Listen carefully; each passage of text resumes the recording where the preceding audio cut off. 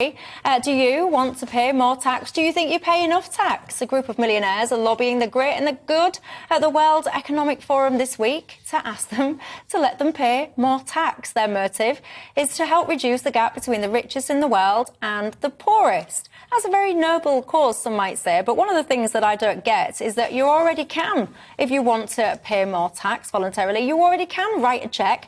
And when you look at how much money has been raised that way, by the way, over the recent years, it's been hardly anything at all. So all of these people that sit there begging, please, sir, let me pay more, don't talk nonsense. You can pay more already. But that aside, William, do you think the wealthy pay more enough tax? Do you think we should be taxing them more? It's too easy to avoid tax. And on a broader question, the question of inequality generally is inequality is getting worse. I mean, we're a very, very, very divided society now. And I think a divided society isn't a happy society. So I think there are many, many loopholes which the wealthy can take advantage of. You've got offshore use of income and resources, and it's a little bit too easy.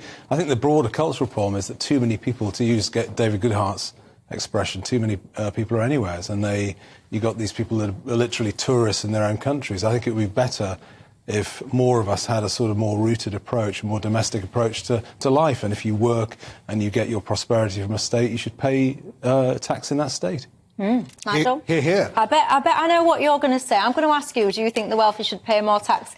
If you say no to that question, I'm literally going to fall off my own chair. You would do, and I won't. Oh, there you go. And of course they should. The people who should pay the most tax are the people who can most easily afford it. So what you have here is a group called Patriotic Millionaires. Yeah. It's an international group. I was talking to the British branch of it a few weeks ago, and they have written to Rishi Sunak and said, can we pay more tax? And Rishi Sunak said, what you did. No, I'm not going to increase your tax. You pay enough. What you should do is you should send any money in that you fancy. Just write me a cheque. And how many did? Hang on. Their point is that's not the way to make it work.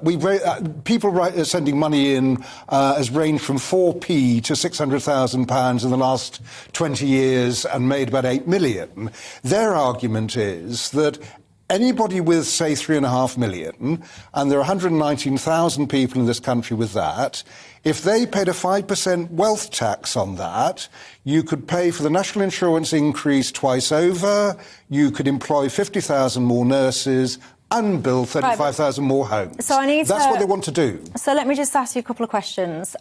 Because first and foremost, if I was Rishi Sunak, I would push back on these people. If they were saying to me, oh, sending in a cheque is not the answer, what I would say is, no, but it's an immediate compromise. So if you're really desperate to pay a tax... It doesn't make a difference. Well, of course it does. If you're putting extra cash into... No, they're talking about raising sort of 43 billion. This is what they can do through their wealth. And, one of them I was talking to was saying, look, I live off my wealth. I don't even pay national insurance on the basis of that. I want to help people who are struggling because they do. So send your cheques in then in the meantime. But let me just ask you this before I bring André in. £3.5 million. Now, if you're watching this, I don't know, I'll pick Hull because it's where I'm from.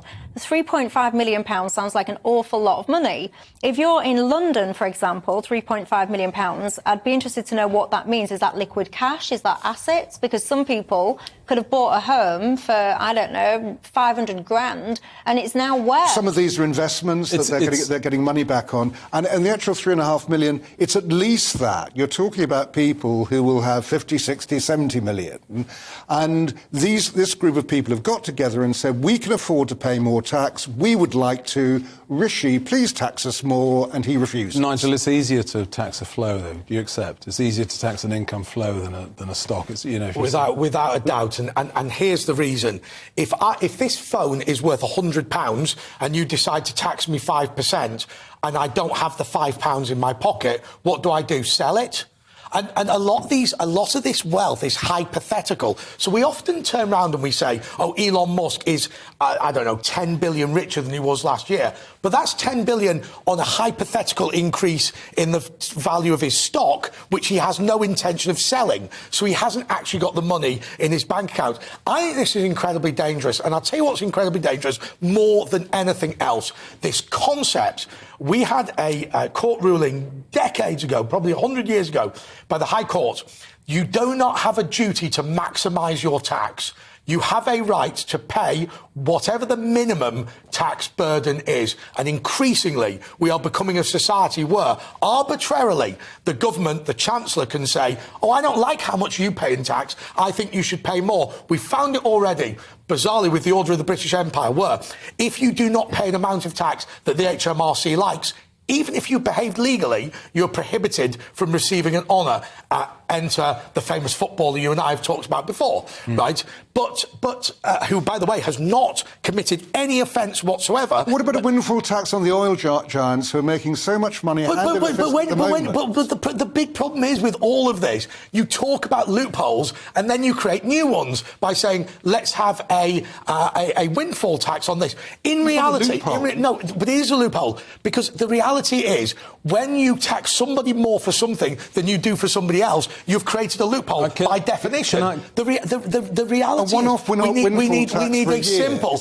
We need a simple taxation system, and most importantly than anything else, you have to admit that wealthy people pay a huge amount in tax. The problem we've got in this country is the waste. I mean, if you turn around and you say, I want to pay more tax for public services, have you seen the amount we tip down the toilet in local government on pensions and other things? It's a waste of money. That's a separate... Well, it's not a separate... Bring Nigel in on the windfall tax thing, because one of my concerns that I've got about tax sometimes is that I feel when we converse about tax, it almost becomes... like a football, a political and emotional football.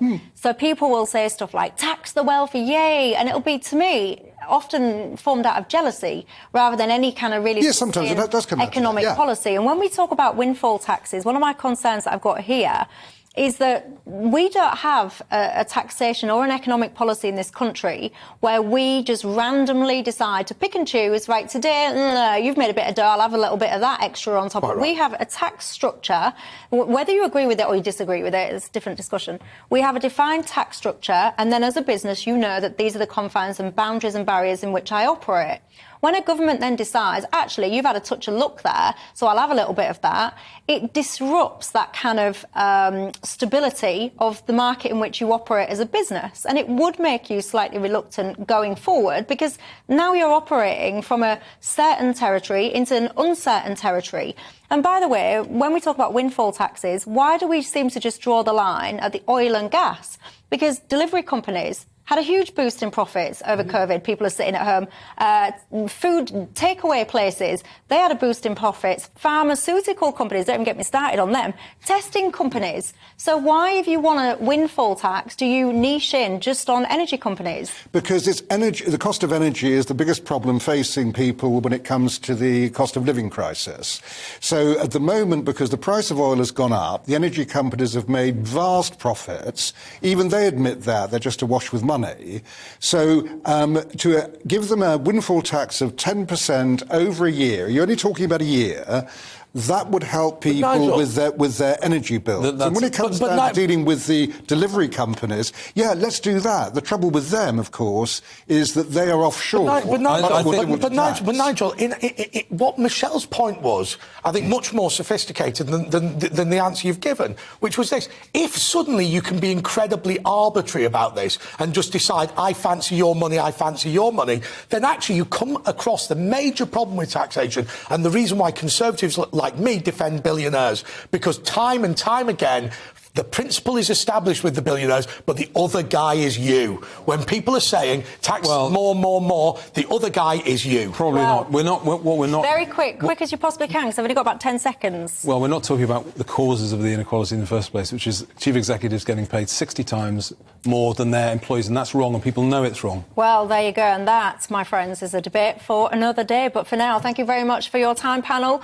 KF says, I don't know your name, you just identify as KF. You say, Michelle, making the rich poor will not make the poor rich.